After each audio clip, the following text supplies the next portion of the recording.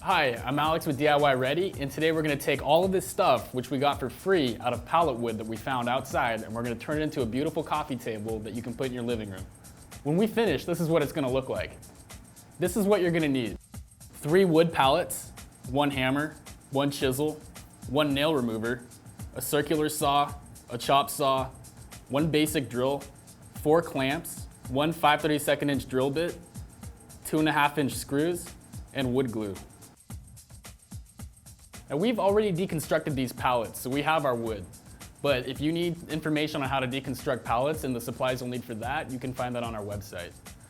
They make pallets out of all different kinds of wood, and you never know what size you're gonna get or what kind of thickness you're gonna get. And so for us, we decided that this width is too skinny to be the leg portion of our coffee table. So what we wanted to do was stack 2 boards on top of each other and make a board that was double thick to help support our coffee table. So the first thing we're gonna do is glue them. That way when we're ready to work with the legs later, they'll already be glued. We're using wood glue for this, which I prefer because we're working with wood, but you can also use other types of glue like Gorilla Glue. Just be conscious that it does expand, so it's gonna take a little bit of maintenance while the gluing is occurring. You're probably gonna have to wipe some of the excess glue out of the edges as it's curing. But when I glue, I just like to try to get it all over. I don't like to go up to the edges. I try to keep it in the middle because when we sandwich the boards, it will expand. So I like to give it a little bit of room for that to happen. And I'm just gonna stack it on top like that. I'm gonna do that with this other set of boards as well. I'm gonna stack these on top of each other to help make the clamping process easier. And I'm gonna use 3 clamps that I have. I'm gonna put one on one end. I'm gonna put one in the middle. And I'm gonna put one at the back end. And these will hold the boards in place and also kind of straighten them out a little bit if your boards have any bowing, which is likely when you're working with pallet wood. We're just using generic clamps that you can get from any hardware store. I really recommend having at least 4 or 5 clamps on hand if you're working with wood. You never know when you're gonna need them, and they can really come in handy for almost any project that you're using. What you'll get after the boards have finished curing are 2 double thick pieces of wood that are really sturdy and perfect for making your leg sections out of later. This is exactly the type of pallet that we use to make our table out of. And what you'll find is that there's 1 layer of boards on one side and another layer of boards on the other, and the 2 layers are being held together by these rail pieces. What you're gonna need to do is take these rail pieces, after you've deconstructed your pallet, you'll just take these rail pieces. It'll look like this, and it's just a regular 2x4. It's thicker than the rest of the boards on the pallet. One characteristic that these usually have is they'll have this cutout in them, but if you don't have the cutout and you want it because it looks cool, and you just end up with like a regular 2x4 like this, we can cut one out, and I'm gonna show you how to do that right now. When you're working with pallet wood, you pretty much have to deal with what you get, and you don't really know what you're gonna get until you deconstruct the pallet. And with our pallet, we were able to find a 3-foot piece of rail it's fairly decent, doesn't have any cracks in it. It's structurally sound, so we'll be able to turn this into 2 of these, which is what we need to hold our tabletop together. So the first thing we need to do is cut it in half. And we do that by measuring how long it is, which is 3 feet. And we're gonna mark the midpoint, which is 1.5 feet. It doesn't have to be perfect, but once we've marked it, we can then cut it in half with a saw. Today for this video, I'm gonna be using my chop saw, which if you have, that's perfect, it's awesome. If you don't have one, you can use a regular hand saw, but if you're gonna be doing a lot of these types of things, it's probably a good investment to get a chop saw. And you can get them at any hardware store. And for this video, it's gonna be perfect because it's gonna make the job a lot faster, a lot easier, and I could breeze through this and show you guys how to make this table. Remember to always keep your hand behind the blade so that you can see it. You wanna be able to see both your hand and the blade at the same time so you don't end up cutting off any of your fingers, which would be awful. And so once you have your mark lined up with the blade, then what you wanna do is make sure that the wood is firmly pressed against the guides, which are these things right here. And you're gonna make your cut.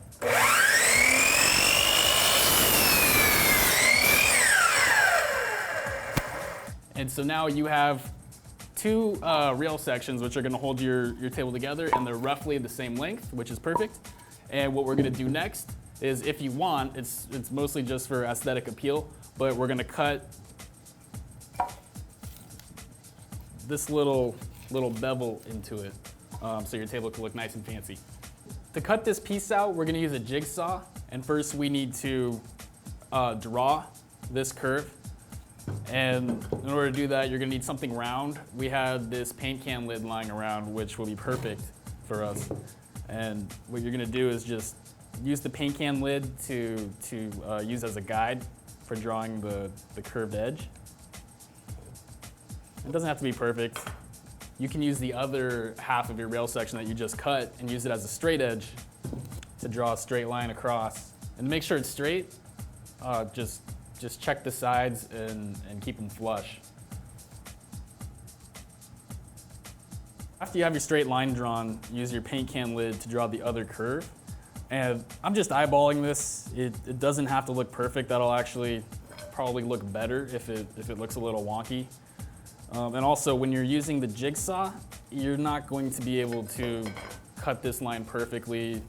You may or may not be able to. You don't want to break your blade, so you don't want to force it to do anything that it doesn't want to do. And you're really just using this as a guide to help you when you're making your cut. So I ended up with a pattern that looks like that, and now I'm going to cut it out. So now that I have my pattern drawn, I'm going to make the cut with the jigsaw. To make sure that the jigsaw blade doesn't interfere with my table, I've set it up on blocks. And what I'm gonna do right now is show you guys how I'm gonna set this up, because I'm gonna fasten this piece of wood to these blocks so it doesn't move around when I'm cutting it, and I can make straight cuts. So the first thing that I'm gonna do is take my drill with the pilot bit. And the reason we drill a pilot hole first is so that the wood doesn't split when we put the screw through. Yeah, I'm gonna change the bit to the Phillips head bit. So now I'm gonna take out my pilot bit. I'm gonna put in my Phillips head bit. I'm gonna take a 2.5-inch Phillips head screw. I'm gonna begin by threading it into the hole with my fingers so that it's stabilized. I'm gonna finish it off with my drill. Make sure you hold the other end of the board with your hand so it doesn't start spinning around when you get to the end. And now we're gonna do the same thing on the other side. Now the board is firmly secure, and when I'm cutting with the saw, it won't move around a whole bunch. This is just one way to secure the board and get it ready for cutting. You could also use clamps. There's a million other ways. You can look them up online. This is just what I like to do.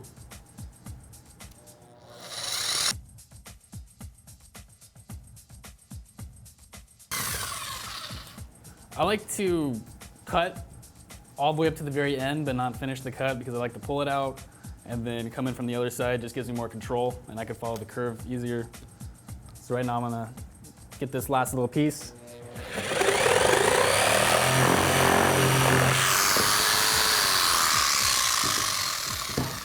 And the piece should just fall out like that. Now that that's done, you're gonna wanna take the rest of the boards that the rails are holding together and cut them into long, thin strips so that we can make the tabletop. And with a board that's wide like this, we can actually make probably 3 strips from it.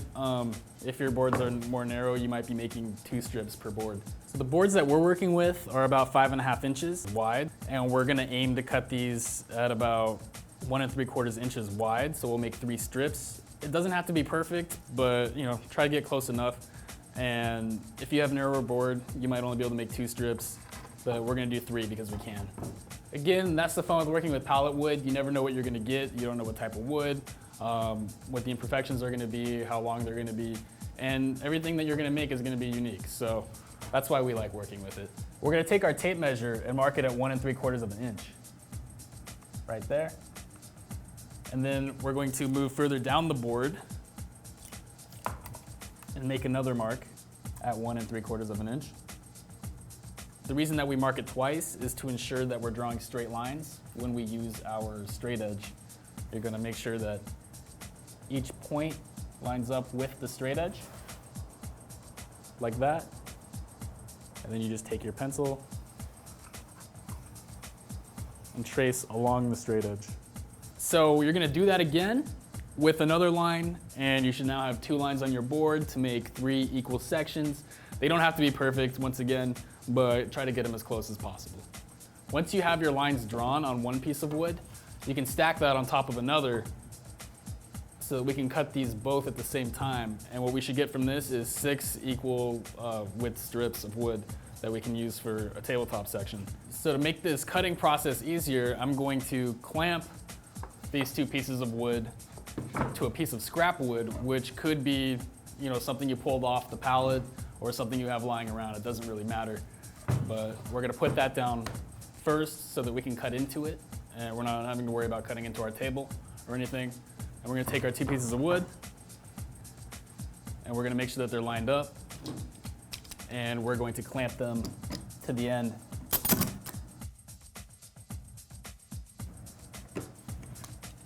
Now I've taken the end clamp off, and I'm gonna finish my cut. Work your way through the pallet with the rest of the wood and keep cutting these strips. Our rails for our tabletop are about 18 inches wide, and these are about an inch wide. So we're gonna need about 18 of these, and we're gonna get those from the rest of the wood and just continue cutting strips like I just showed you. And as you can see, they're not all perfectly the same width, but that's okay, and I'll explain why later. But for now, just make sure you get as much wood as you need. So now that you have a bunch of these, what I like to do is stain everything in advance, because once we put it together, it's gonna be a little hard to get into all the nooks and crannies. So it's just a lot easier to stain it up before we glue our pieces together. So right now I'm using Penafin, which is a great brand. It's a little pricey, but it's super easy to use, and it's gonna look amazing when it's done. So I'm just taking a cheap 75-cent brush that I got from, you can get these at any hardware store. And I'm just gonna lather it on. We're not doing fine art here. You just want to cover it, and it's okay if it pulls up, because we're gonna wipe off any excess stain afterwards. Just hit the whole thing like that, and then wipe it down, and it will leave behind the stain afterwards.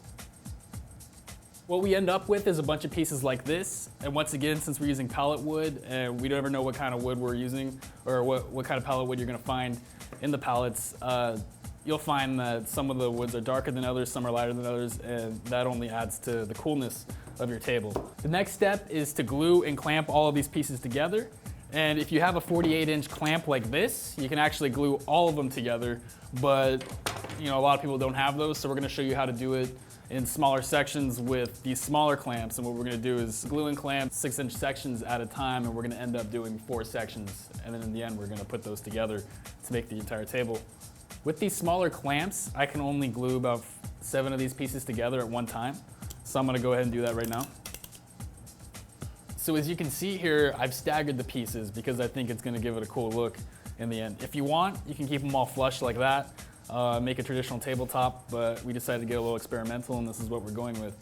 And so I'm gonna just start gluing the same way we did the legs. Just put a thin strip of glue down the edge. And you see what I've done here, you actually don't wanna do, and I did this to demonstrate. When we put these pieces together like this, you're gonna end up with glue on the outside. So you wanna make sure you avoid that. It's not a big deal if you do that, just wipe it off. And just continue gluing on every board. Once you have all the glue on them, you can flip them up. Make sure that they're all flat against the tabletop. It doesn't matter if they're flat or not. Now I'm gonna clamp it, and I like to start in the middle because I feel like it gives it a better clamping. So I will do the middle, and then I will run my fingers down the side like this to make sure everything's secure and fitting snugly. And then I'll go ahead and clamp the end. And you'll notice that these pieces are really uneven, jagged, but it doesn't matter because that's gonna be the bottom of your tabletop. But when you flip the clamps over, you'll see that because we had the boards flush with your tabletop that we're making it on, these are actually flat. And you'll want to take a towel and wipe off any glue that's seeping out through the cracks. And if you don't get all of it, it's fine. After the glue cures, you can actually go over it with a sander or even a chisel if you have to and get some of that off, and it will look great. So now you've seen that we've done that with 4 sections, and this is gonna be our tabletop, and we're just gonna push them together like this, and on the underside, we're gonna install the legs. While we were doing all of that, the leg sections that we glued earlier have dried. So what I'm gonna do is measure these, and they're about 3 feet long. I'm just gonna cut these in half to make 4 legs that are about 18 inches long. And I just wanna make sure that they're all the same size. That's the most important part about this next step. So now I have 4 18-inch legs that I've just cut, and the next step is to take 2 of them and attach it to one of the rail pieces that we cut out earlier. Okay, so I'm gonna take this piece, and I'm gonna make sure it's flush with the leg, which I have on the bottom. And something that you can do to help make sure that it's flush is to use another one of your legs that you have lying around in order to make sure that this is level with your leg, because you want it to be level when we're drilling it. We're gonna prop up the other side with one of your other legs.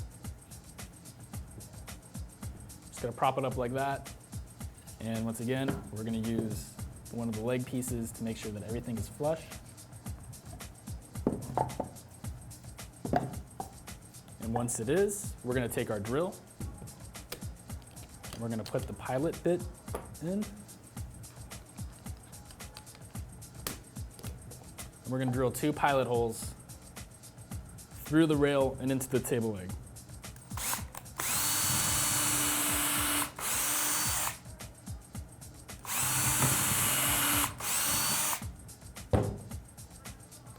After you've drilled your pilot holes, take the pilot bit out and put your Phillips head bit in.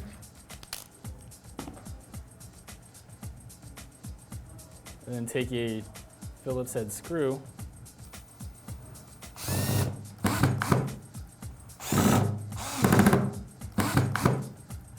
and now we're gonna repeat the same thing on the other side.